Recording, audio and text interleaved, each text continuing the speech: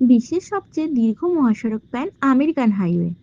বাংলা চলচ্চিত্র জগতে স্বর্ণযুগের বিখ্যাত গান এই পথ যদি না শেষ হয় তবে কেমন হতো, তুমি বলো তো। সময়ের গণ্ডি পেরিয়ে এই গান এখনো সমানভাবে জনপ্রিয়।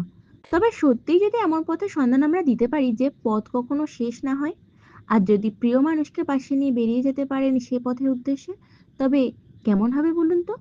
কি, শুনেই অবাক লাগছে, তাই তো? তবে চলুন আজকে আপনাদের জানাই পৃথিবীর দীর্ঘতম পথের সন্ধান।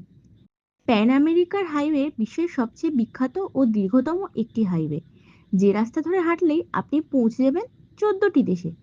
এই হাইওয়ে ধরে চলতে শুরু করলে পেরিয়ে যেতে পারবেন Mexico, Guatemala, El Salvador, Honduras, Nicaragua, Costa Rica ও উত্তর আমেরিকার মতো দেশ মহাদেশের সীমানায়।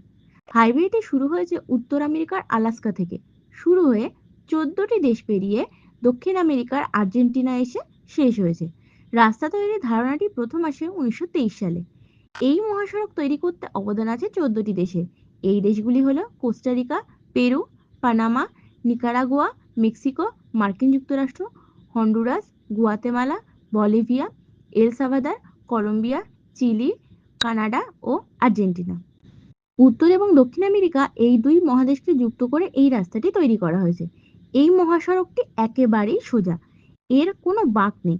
30,000 কিলোমিটার পর্যন্ত এখানে কোনো বাঁক বা মোড় নেই।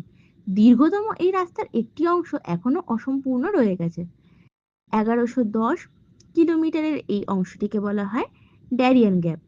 এই স্থানটুকু অপরাধ প্রবণ এলাকা।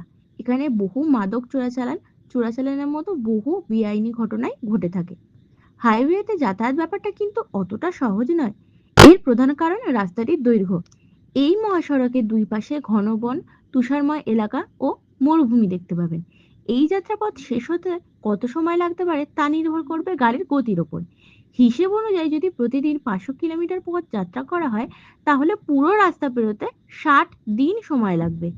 কালরাস সান্তামারিয়া নামের একজন সাইক্লিস্ট এই পথটি 1117 দিনে শেষ করেছেন। গিনেস বুক অফ ওয়ার্ল্ড রেকর্ডসেও তার নাম লেখা আছে। সবচেয়ে বড় কথা হলো এই মহাসড়কের কোনো একক রুট নেই, এর একাধিক রুট আছে। যদি এর সমস্ত রুট অন্তর্ভুক্ত করা হয় তাহলে দৈর্ঘ্য হবে 48,000 কিলোমিটার পর্যন্ত। এই প্যান আমেরিকান হাইওয়েতে যেতে চাইলে আগে থেকে খুব ভালোভাবে প্রস্তুতি নিতে হবে। এই মহাসড়ক দিয়ে যেতে গিয়ে যদি কোনো গাড়ি খারাপ হয় তাহলে কিন্তু খুব বিপদে পড়তে হবে। আসলে সড়কটি এতটাই দীর্ঘ যে সাহায্যের জন্য বিপদগ্রস্ত ভ্রমণকারীর কাছে পৌঁছাতে যেতেই অনেক সময় লেগে যায়।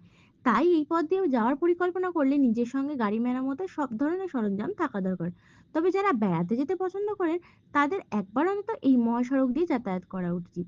এরকম আরো নতুন নতুন তথ্য পেতে আমাদের তোমার পৃথিবী পেজটিকে ফলো করুন। আর ভিডিওটি ভালো লাগলে লাইক, কমেন্ট, শেয়ার করতে ভুলবেন না কিন্তু একদম।